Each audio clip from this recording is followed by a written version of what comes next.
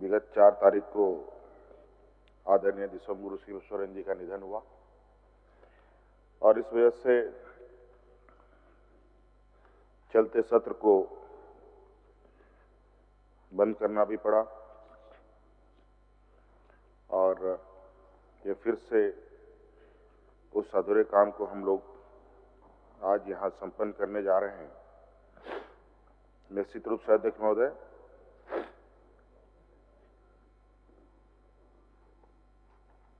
ये मॉनसून सत्र हम सभी लोगों के लिए काफी ही महत्वपूर्ण और ना भूलने वाला सत्र होगा, क्योंकि आज हम लोग एक ऐसे व्यक्ति को हम लोगों ने खोया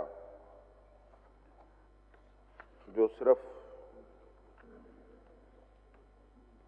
विधायक, सांसद, मुख्यमंत्री, केंद्रीय मंत्री ही नहीं बल्कि उससे ऊपर उठ करके एक आदिवासी, दबे कुचले किसान, मजदूर, शोषित वर्गों के बीच में एक ऐसे व्यक्ति रहे जिनको लेकर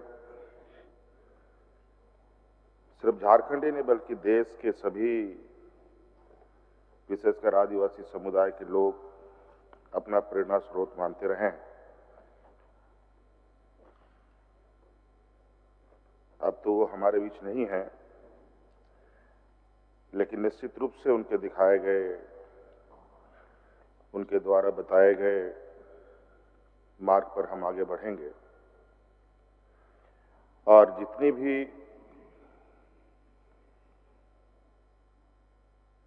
आदरणीय दिसंगुरु शिबुसोरेन जी के विषय में कहा जाए बहुत कम होगा। इस राज को अस्तित्व दिलाना और झारखंड आंदोलन को एक मुकाम तक पहुंचाना बहुत आसान काम नहीं था अध्यक्ष महोदय। और इस राज्य के आवाज, इस राज्य का संघर्ष, इस राज्य के आदिवासी, दलित, पिछड़ा, किसान, मजदूरों की जो संघर्ष रही है वो इतनी मजबूत रही है अध्यक्ष महोदय कि इसके साथ साथ कई राज्य का सृजन भी हुआ और मुझे नहीं लगता कि जिस तरीके का संघर्ष इस राज्य में, इस राज्य के जल, जंगल, जमीन, यहाँ के आदिवासी अस्मिता, यहाँ के किसान, मजदूर अपने अधिकार के लिए संघर्ष किया, ऐसा संघर्ष कहीं और देखने को मिला।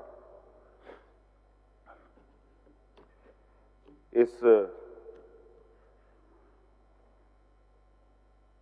भावुक क्षण में ऐसे जब आदरणीय गुरुजी का निधन हुआ, 10-12 दिनों तक श्रद्धांजलि देने देश के अलग अलग कोने से, देश के बाहर से भी लोग आए और मुझे याद है कि तेलंगाना के मुख्यमंत्री जी भी आए थे और उन्होंने भी ये बात कही थी कि जब झारखंड राज्य अलग हुआ तत्पश्चात तेलंगाना में भी राज्य अलग करने की आवाज बुलंद हुई और वहां पर भी राज्य अलग करने के विषय को लेकर आदरणीय गुरुजी ने वहां के लोगों का भी मार्गदर्शन किया और आज हम सब के सामने है कि तेलंगाना भी एक अलग राज्य बना। तो कहीं ना कहीं आदरणीय गुरुजी की जो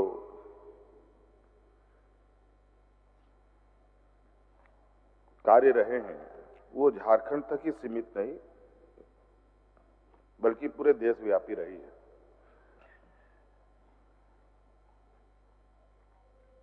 और हम सब लोगों ने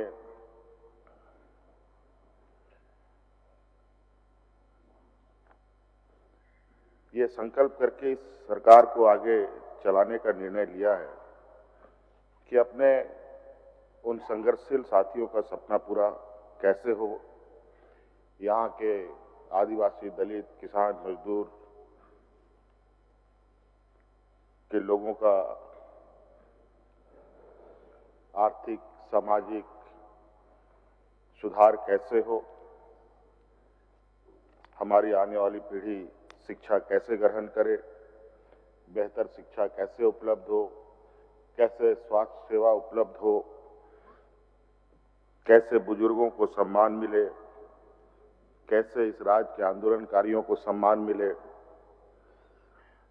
तो कई ऐसी चीजें हैं जिस पर सरकार आज संकल्पित होकर कार्य कर रही है। अध्यक्ष महोदय,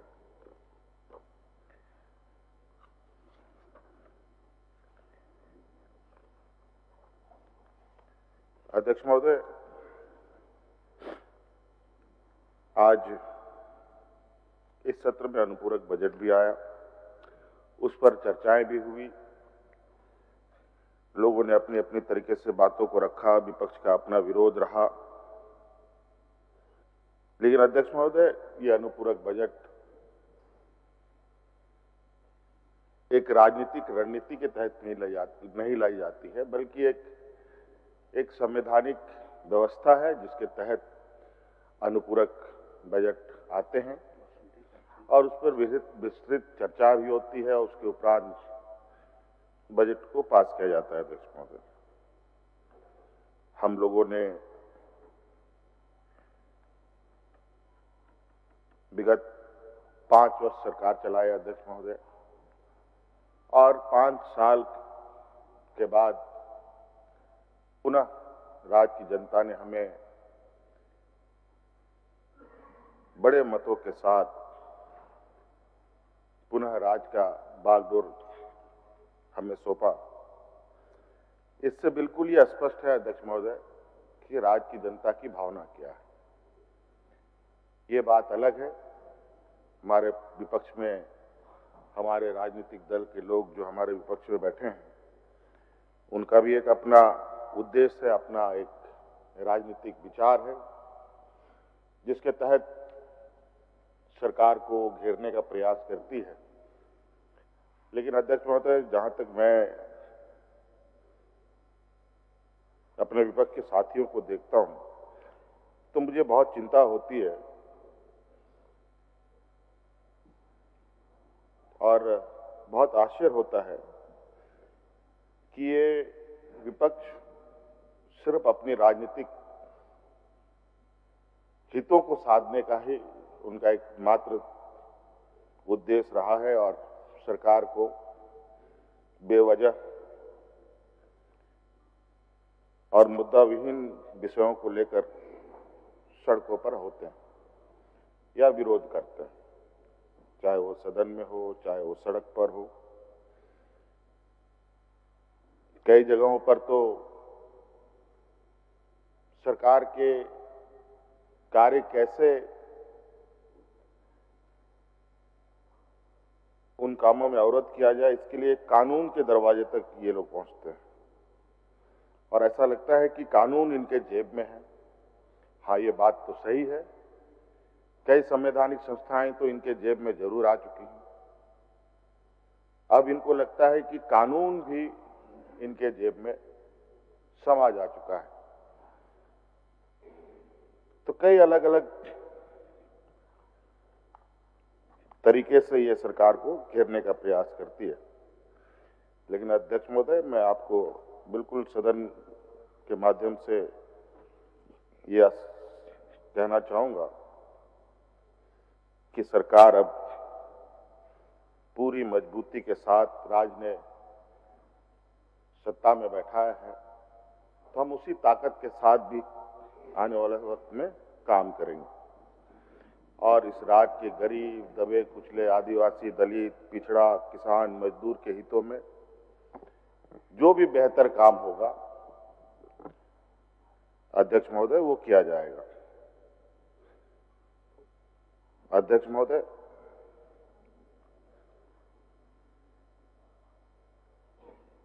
हमारी सरकार इस राज्य की जनता की सरकार है। हमने पहले भी कहा है, हमारी सरकार गांव से चलने वाली सरकार है। यहाँ के राज्य की जनता की भावना के अनुरूप सरकार योजनाएं बनाती हैं, उनके अनुरूप उनको धरातल में भी उतारती है। हमारे विपक्ष के लोग इस राज्य में विपक्ष में हैं, लेकिन इस देश में सबसे अधिक राज्यों में इनकी सरकारें हैं और इनके राज्यों की हालत देखें तो आप आश्चर्य करेंगे अध्यक्ष महोदय कि भारतीय जनता पार्टी शासित या उनके गठबंधन शासित राज्यों में वहां की स्थिति क्या है, वहां के आदिवासियों की स्थिति क्या है, वहां के दलितों की स्थिति क्या है, वहां के अल्पसंख्यकों की स्थिति क्या है, जो कमजोर वर्ग हैं उनकी स्थिति क्या है। आज ये लोग अपने को विश्व गुरु ये खुद को बनाना चाहते हैं या इस देश को बनाना चाहते हैं, ये समझ से परे है। मुझे तो नहीं लगता है कि ये देश विश्व गुरु की ओर जा रहा है, लेकिन इनके राजनेता, इनके सहयोगी, इनके व्यापारी मित्र जरूर विश्व गुरु की उपाधि लेने की तैयारी में है। आज सत्र में आदरणीय दिसंग गुरु शिबू सोरेन जी को देश के सर्वोच्च सम्मान प्रदान हो, इसके लिए अध्यक्ष महोदय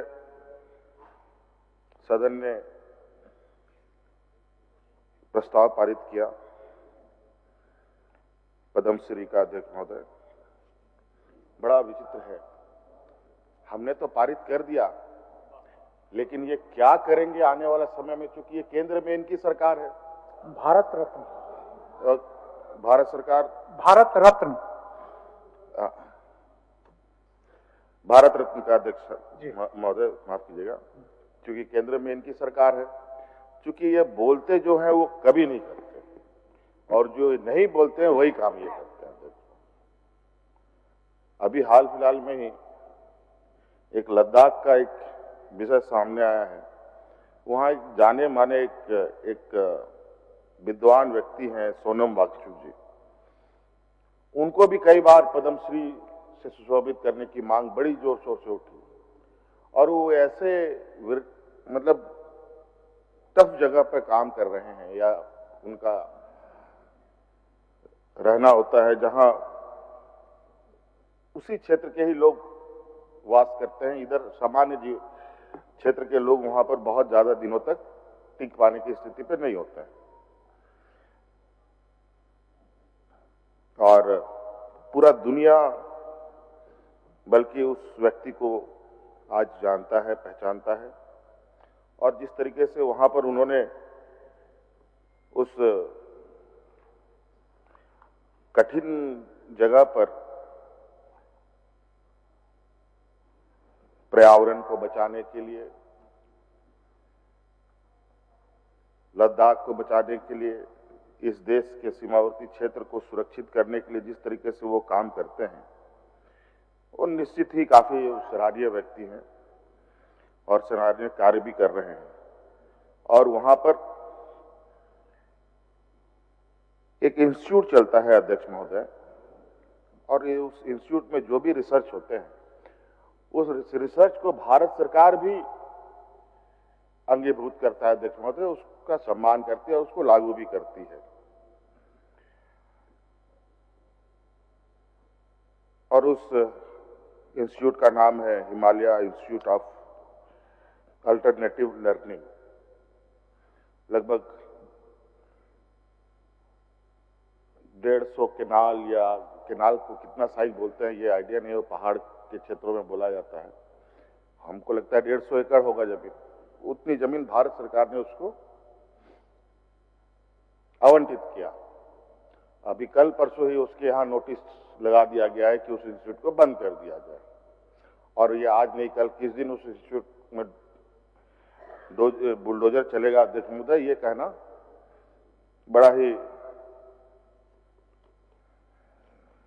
आश्चर्य करने वाली बात नहीं होगी।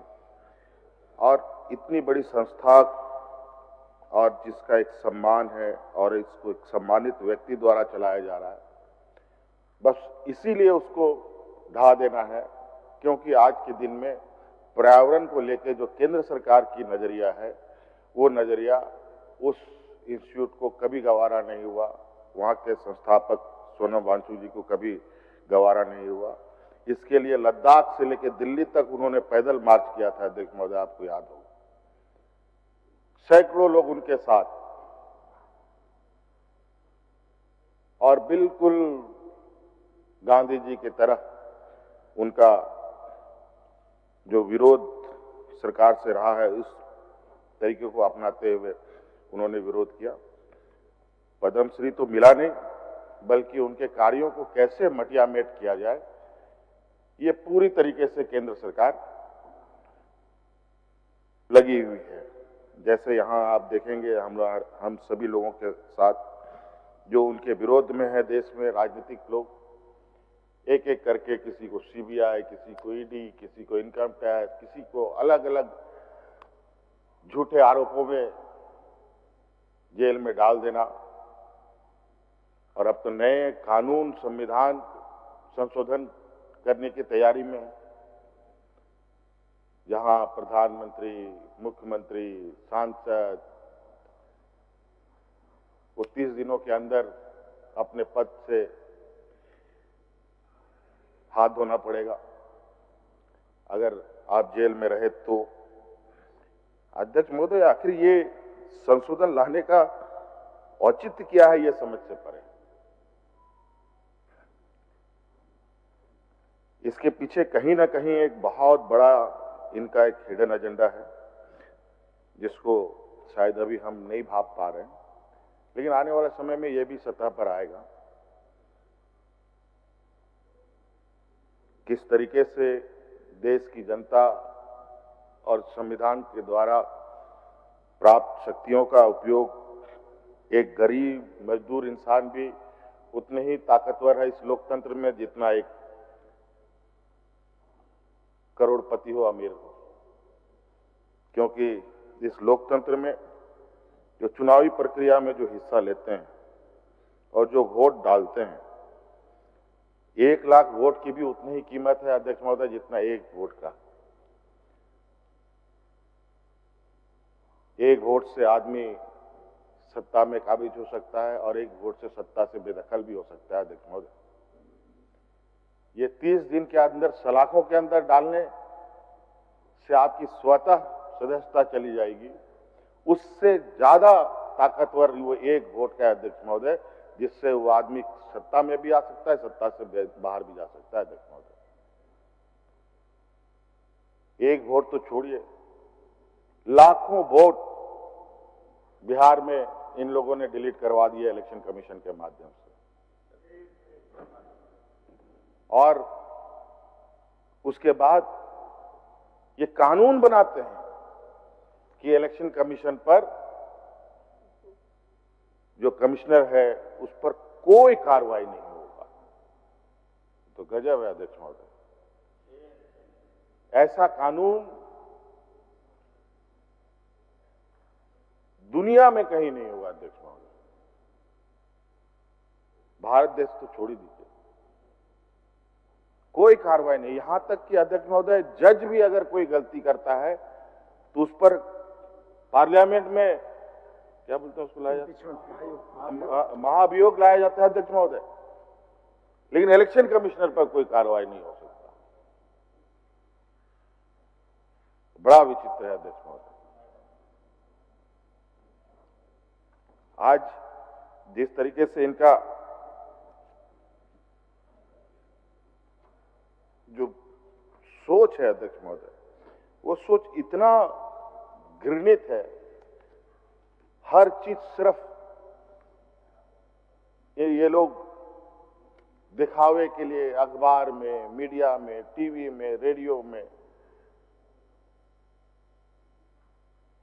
इवेंट मैनेजमेंट के माध्यम से लोगों के सामने एक ऐसा पर्दा लगाने का और एक ऐसी चित्रों का निर्माण करते हैं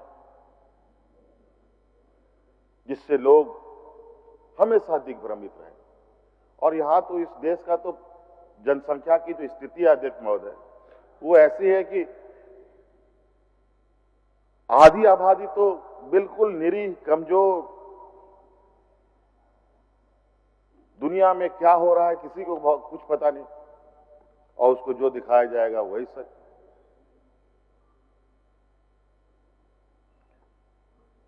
आज वही काम इनका चल रहा है अध्यक्ष महोदय।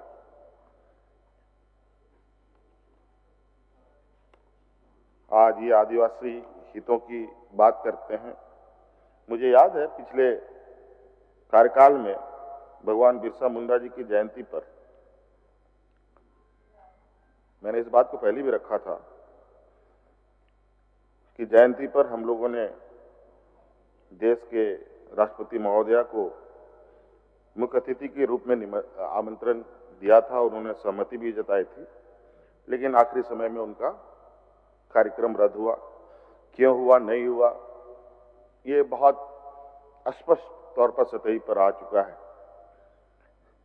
और उसके बाद हमारे देश के प्रधानमंत्री जी ने भगवान बिरसा मुंडा जी के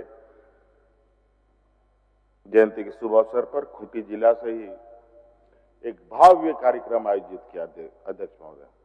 आदिवासी कल्याण को लेकर लंबा चौड़ा बजट बना करके देश के सामने ऐसा इन्होंने पत्ता फेंका, लगता है कि इसके बाद आदिवासी तो इस देश के सर्वोच्च स्थानों पर चुटकी बजाते पहुंच जाएंगे। आज पूछ लीजिए अध्यक्ष महोदय, पता कर लिया जाए कि उस दिन का ये घोषणा और उस दिन का कार्य योजना आज किस जगह पर है। आज फिर से ये तैयारी चल रही है, फिर से ये जुमलों का पिटारा खोलने की तैयारी में है, जहां फिर से आदिवासी, दलित, पिछड़ों को ठगने की तैयारी। कई झारखंड अध्यक्ष महोदय, इस राज्य को तो लोग वैसे सोने की चिड़िया कहते हैं, और सही में है भी अध्यक्ष महोदय। आज इस राज्य ने देश को क्या क्या नहीं दिया, क्या नहीं दिया अध्यक्ष महोदय, और इस राज्य को मिला क्या। मात्र हेमंत सोरेन सरकार की ओर से 2,500 रुपए 50% राज्य की महिलाओं को, और क्या मिला अध्यक्ष महोदय। आज इस देश के खनिज संपदा से कई लोग अरबपति खरबपति बन गए, कई राज्य जगमगाने लगे। क्या हम देश का विकास चंद राज्यों को देखें, दिल्ली, मुंबई, महाराष्ट्र, इन्हीं राज्य को देख के हम कह सकते हैं क्या ये झारखंड का विकास है? कभी नहीं अध्यक्ष महोदय। आज दिल्ली भी अध्यक्ष महोदय, जहां पर देश का ये राजधानी कहे जाने वाला राज्य अब तो राज्य भी नहीं रहा, अब पूर्णतया से यूटी हो गया है ये। और मुंबई को ही देख के हम विकास का पैमाना को मान सकते हैं क्या? आज मुंबई में जो गगनचुंबी भारत है, जहां बड़े पैमाने पर, वहीं पर अध्यक्ष महोदय देश का सबसे बड़ा स्लम भी उसी राज्य में है, जहां 10 बाय 10 के कमरे में 20-20, 25-25 लोग रहते हैं अध्यक्ष महोदय। बरसात के दिन में तो क्या ही हाल वहां का। दिल्ली जैसे राजधानी में अध्यक्ष महोदय जाके देखिए, चंद उन राज्यों में भी चंद इलाकों को छोड़ करके बाकी इलाके झांक के देख लें, किस तरीके से वहां पर भी स्थितियां खराब है। आज ये राज्य की स्थिति देश को पालन पोषण करते करते इस राज्य की स्थिति ये हो गई कि आज ये राज्य की धरती के अंदर बड़े पैमाने में झारखंड के धरती के अंदर आग लगी हुई है अध्यक्ष महोदय। धनबाद, अभी तो इधर रामगढ़ विधायिका का भी कंप्लेन आया था, इधर रामगढ़ तरफ में भी कोयले में आग लगने लगी है धरती के नीचे। धनबाद का क्या हाल, अभी कुछ दिन पहले ही माइंस मिनिस्टर आए थे, वहां पर धरती में आग लगी हुई, वहां पर लोगों को कैसे वहां से हटाया जाए इस पर चिंता करने का। यहां पर यूरेनियम खनन कार्य होते हैं। आज उस क्षेत्र में हर तीसरा महिला, पुरुष, बच्चा कोई ना कोई भयानक बीमारी से ग्रसित है। वहां पर बच्चे अपंग पैदा होते हैं या तो फिर बच्चा मां के पेट में ही मर जाता है। यह हालत है इस राज्य के अध्यक्ष महोदय। और जिस तरीके से आए दिन केंद्र सरकार द्वारा और वो भी प्रधानमंत्री कार्यालय से ये मॉनिटरिंग होती रहती है कि राज्य में कोयला खदानों का नीलामी ठीक से चल रहा है कि नहीं चल रहा है, आयरन ओर का ये ऑक्शन हो रहा है कि नहीं हो रहा है, बॉक्साइट का ऑक्शन हो रहा है कि नहीं हो रहा है।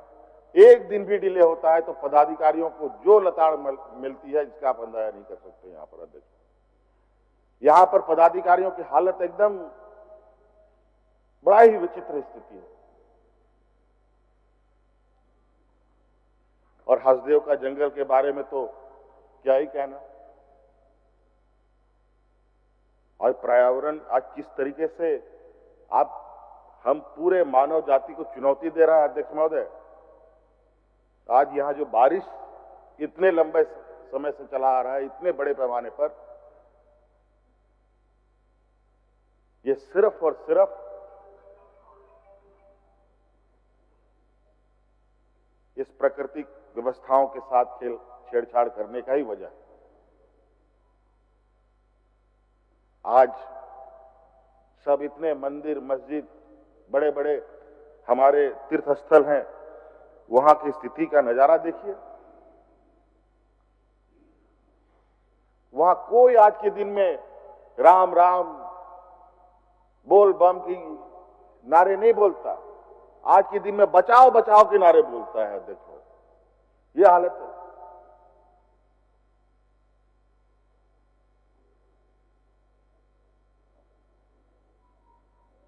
अध्यक्ष महोदय, अब हम तो इस विषय पर भी चिंतन करेंगे अध्यक्ष महोदय। जिस तरीके से खनन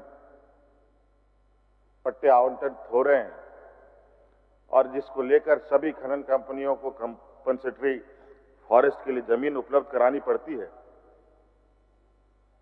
पता चला कुछ दिनों के बाद इस राज्य में या तो खनन कार्य हो रहे हैं या तो बाकी फॉरेस्ट एरिया है, यहां के आम लोगों को रहने का जगह ही नहीं। 60% क्षेत्र हमारा इस राज्य में जंगल झाड़ से आच्छादित है अध्यक्ष महोदय। मात्र 30% की जगहों पर ही हम विचरण करते हैं और उसमें से भी खनन कंपनियां दलालों के माध्यम से, एजेंटों के माध्यम से जमीनें खरीद करके कंपनियों को दे करके मोटी रकम कमाई करा करके फॉरेस्ट में उसको कन्वर्ट कर दे रहा है। और फॉरेस्ट का मकड़ जाल इस तरीके का है कि मकड़ का जाल भी फेल।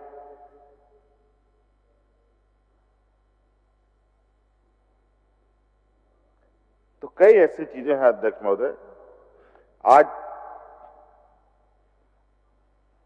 झारखंड देश के विकास के लिए और बड़े बड़े पूंजीपतियों के विकास के लिए बहुत बड़ा कीमत चुका रहा है अध्यक्ष महोदय, बहुत बड़ा। इसके लिए आज हमें सिर्फ 5 साल नहीं आने वाला 30 साल 40 साल के लिए कार्य योजना बना करके आगे बढ़ने की आवश्यकता है अध्यक्ष महोदय।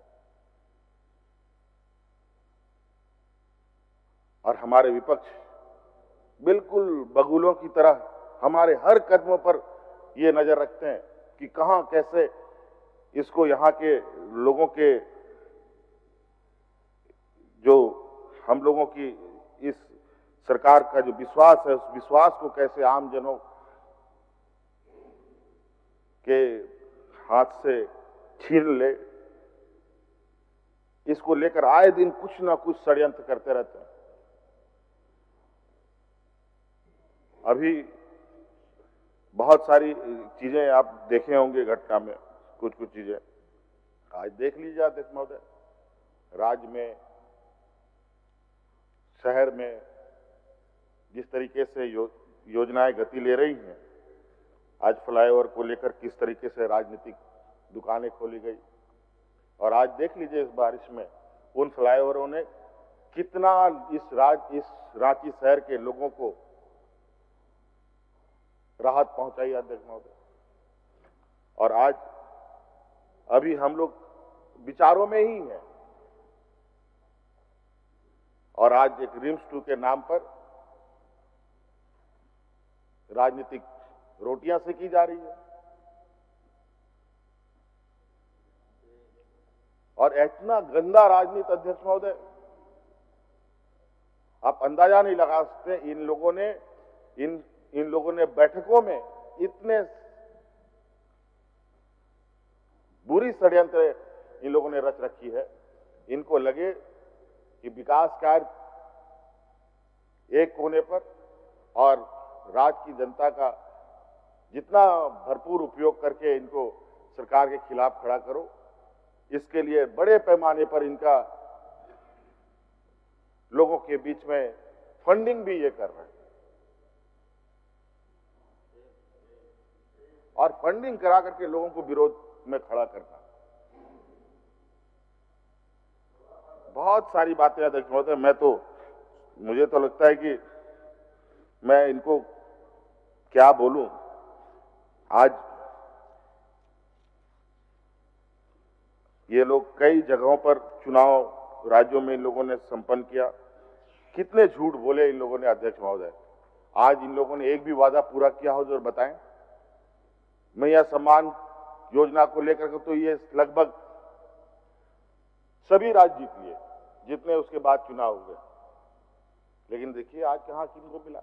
और आज सीमित संसाधन में भी आज इस राज्य की गरीब महिलाओं को हम लोग हर महीने आर्थिक सहायता उपलब्ध करा रहे हैं अध्यक्ष महोदय। इनका स्थिति तो देखें तो ऐसे ठगों की ये जमात है, और पैसे को लेकर ये लोग सिर्फ एक संवैधानिक संस्था इन्होंने अपने जेब में रख लिया, और पैसे का नोट का मशीन, छापने का मशीन तो इन लोगों ने अपने घर पे लगा लिया अध्यक्ष महोदय। इसी के बदौलत देश में आज तक ये लोग अपना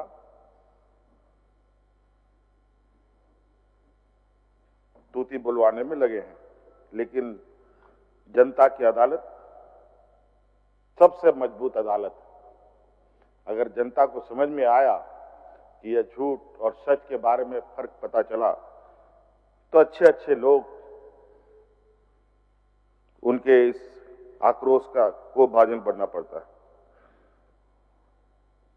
अध्यक्ष महोदय, अभी तो बिहार के चुनाव की जो स्थिति बन रही है, वोटरों का जो अधिकार छीना जा रहा है, वो तो अलग ही है।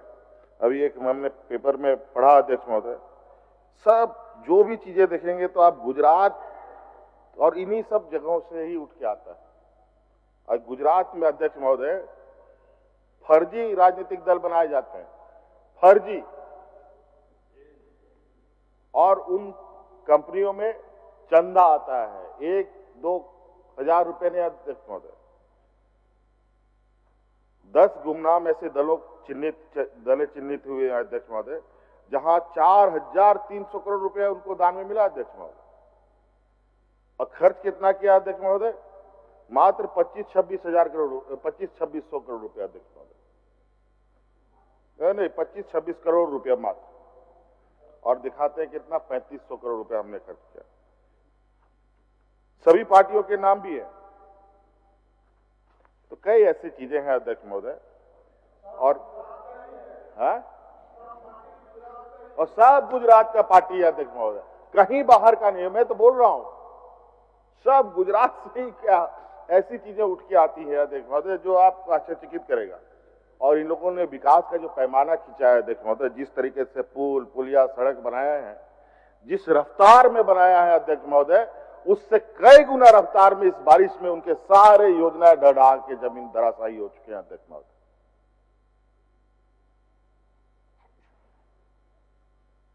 सारे के सारे योजनाएं, चाहे वो अयोध्या का हो, चाहे वो दिल्ली का हो, चाहे वो जम्मू कश्मीर का हो, चाहे उत्तराखंड का हो, चाहे हिमाचल का हो, कहीं का भी योजना हो अध्यक्ष महोदय।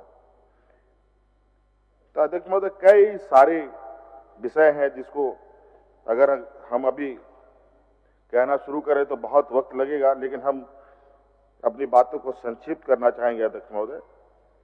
अध्यक्ष महोदय, ये राज्य कई झंझावतों से जूझते हुए आज इस मकाम पर खड़ा है अध्यक्ष महोदय, जहां आज इस राज्य के कार्य योजनाओं को एक मॉडल रूप में देखा जा रहा है अध्यक्ष महोदय। आज हमारी चीजों को कई राज्य हमारे कार्यों से प्रभावित भी, लेकिन आज ये वक्त है अध्यक्ष महोदय जहां एक सकारात्मक राजनीति करने की आवश्यकता है, जहां यहाँ के आदिवासी, दलित, पिछड़ों, अल्पसंख्यकों के हितों पर विशेष जोर ध्यान करते हुए कार्य करने की आवश्यकता है अध्यक्ष महोदय। हमारे विपक्ष के लोग झारखंड के जनप्रतिनिधि है अध्यक्ष महोदय, ना कि दिल्ली, मुंबई, गुजरात के जनप्रतिनिधि हैं, और इनका कर्तव्य बनता है अध्यक्ष महोदय कि सबसे पहले उनको झारखंड हित में विचार करना चाहिए, ना कि इनके व्यापारी मित्रों के हित में विचार करने की आवश्यकता। इसलिए अध्यक्ष महोदय एक सकारात्मक सोच के साथ हम चाहेंगे कि माननीय विपक्ष सरकार को सहयोग करे। आज हम चाहते हैं कि इनका एक सकारात्मक सोच भी आए, तो हम निश्चित रूप से उनके विचारों को ग्रहण करेंगे। आज अध्यक्ष महोदय हमारे सभी क्षेत्रों में, चाहे वो शिक्षा के क्षेत्र में हो, खेतीबाड़ी के क्षेत्र में हो, स्वास्थ्य के क्षेत्र में हो, रोजगार के क्षेत्र में हो, सभी क्षेत्रों में हमें बड़े पैमाने पर काम करने की आवश्यकता है। आज मैं भी ये गिना सकता हूं अध्यक्ष महोदय कि आज हम लोगों ने, ऐसा नहीं है कि हम लोगों ने रोजगार सृजन नहीं किए, ऐसा नहीं है कि आज हम लोगों ने नौजवानों के हितों को ध्यान में नहीं दिया, लेकिन जिस तरीके से कुछ व्यवस्थाएं चलती है अध्यक्ष महोदय, और वो व्यवस्थाएं गरीब, गुरुआ, आदिवासी, दलित, पिछड़ा नहीं चलाता है अध्यक्ष महोदय।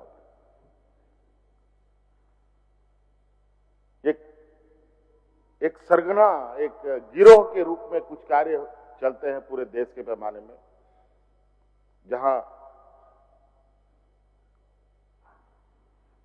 अलग अलग जगहों पर अलग अलग क्षेत्रों पर अलग अलग कार्यों पर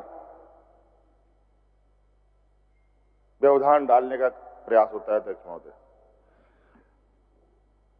इसलिए हमारे राज्य में भी कुछ ऐसे लोग हैं जहां हमारे कार्यों को संपन्न होने से पहले ही उसमें कहते हैं कि खाना बना बहुत बढ़िया, लेकिन उसमें 2 बूंद किरासन तेल छिड़क दीजिए तो खाना सब खराब।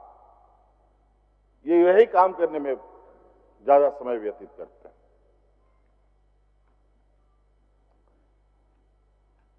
तो अध्यक्ष महोदय बहुत सारी चीजें हैं।